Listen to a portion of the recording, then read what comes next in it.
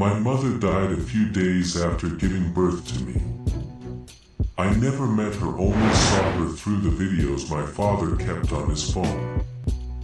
My older brother always resented me and blamed me for her death. I didn't argue. Part of me believed him. It felt like my existence had cost us everything, like she would still be alive if I hadn't been born. I saw it in my father too, or maybe I imagined it.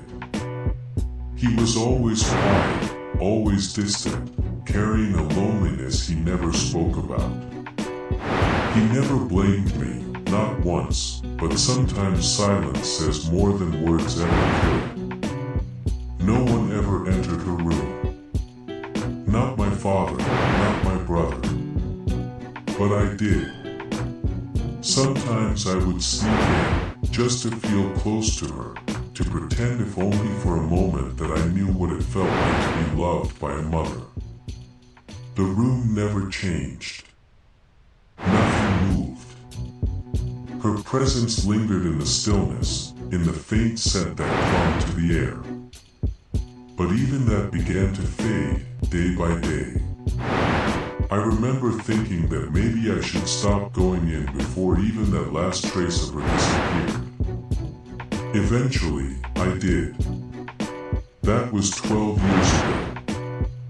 When I turned 17, my father died. Not long after, my brother left. Before he did, he told me I was the poison that killed his parents. I wanted to tell him I was their son too, but the words never came. Tonight, I got drunk and walked into her room. I cursed myself for ever being born, then collapsed onto her bed, staring up at the ceiling. The thoughts came slowly, heavy and quiet. Would my death finally mean something to my brother, or would it be the first time my life meant anything at all? I lay there longer than I should have. There wasn't really anywhere else to go. After a while, I got up and looked around the room. My mother's belongings were still neatly arranged inside her cupboard, untouched, preserved like time had stopped for her alone. Her clothes hung exactly as they did in those videos.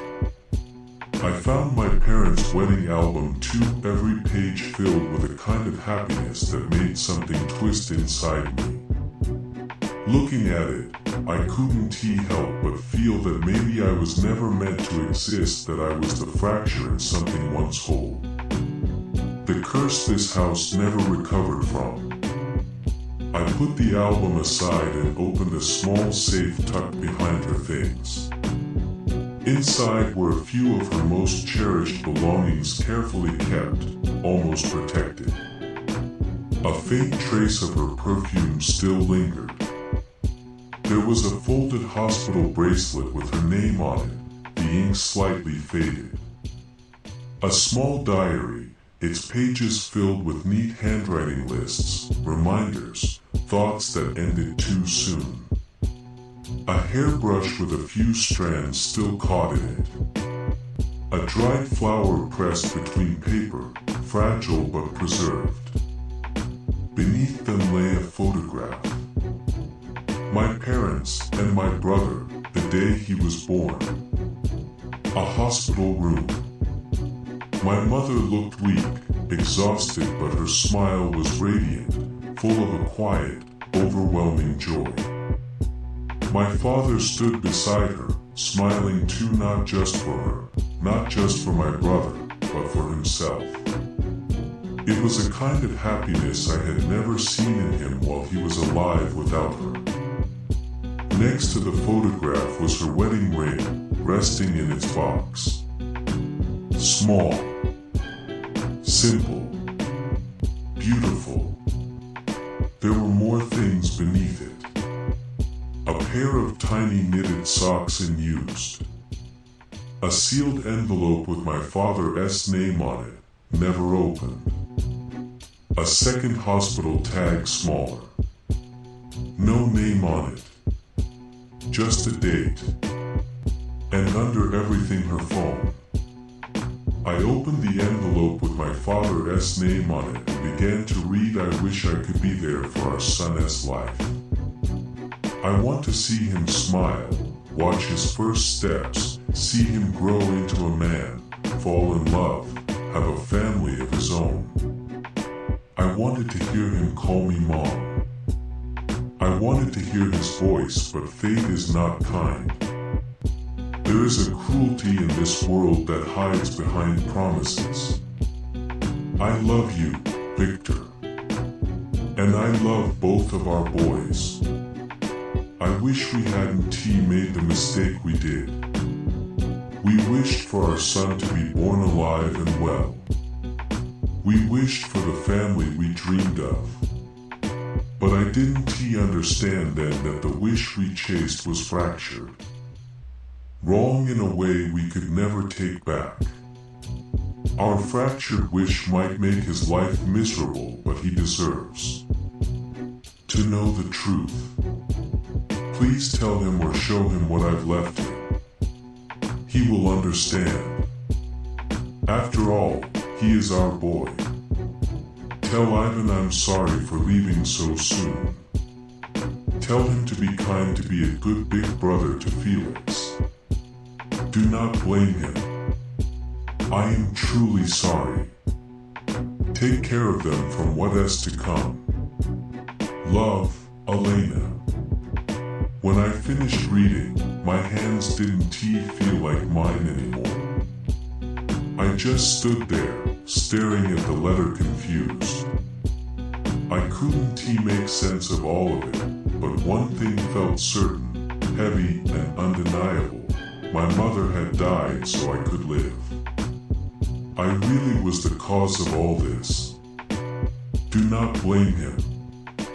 The words echoed in my head, over and over, like they didn't belong to me. I didn't know who they were meant for, my father, my brother, or me. And that line about the wish, what had they done? What had they asked for? With shaking hands, I picked up her phone and turned it on. The screen lit up slowly, as if it had been waiting. I began scrolling, hoping, needing to find something else. Something that could explain what she meant. The phone was completely empty except for a single video titled Felix. I hesitated, closed my eyes, took a breath. Then I pressed play. The video began in silence. For a few seconds, there was nothing, just darkness, like the camera was still being adjusted. Then a faint rustle. Fabric. Breathing. And then my mother. Alive. She was sitting upright in a hospital bed, pale, drenched in sweat. Her hair clung to her face, her eyes sunken but alert, too alert. The kind of awareness that didn't belong to someone who had just given birth. She looked like she had been there for days, maybe longer. She stared straight into the camera. Victor, I don't know if you'll watch this, or Ivan, or if you'll let Felix watch it. Felix, you deserve to know the truth. You deserve to live without carrying guilt that was never yours. This is your second birth, Felix. You were our first child, but you were born dead. We were devastated. It took us 10 years to have you. Doctors said that it was impossible. We turned to God. Nothing. Then one day it just happened. We thought that waiting was worth it. That God heard our prayers and granted us our wish. Those 9 months were not easy, but we were happy. Our son was going to come into our life, and we were excited to show you how beautiful life can be. We had so much love to give you that we were always thinking about the day you will be born. Yeah, and then you were born dead. I held your cold body in my arms. 9 months and we lost everything. Grief takes you to places you don't understand. We prayed for your peace, for your soul to be free. But somewhere along the way, that prayer changed. I don't even remember when. It became a wish to have you back. Just once. To hold you warm again. Victor cried in silence when he prayed. And I cried in his arms. We forget that when we pray, something else also listens to our prayers. And sometimes that something even answers. That's what happened to us. When that voice came, we answered with grief in our hearts and it hurt us. The next year, I got pregnant again. We thought our wish had been granted. We already knew your name, so we gave it to him. Ivan. He came into our lives like light.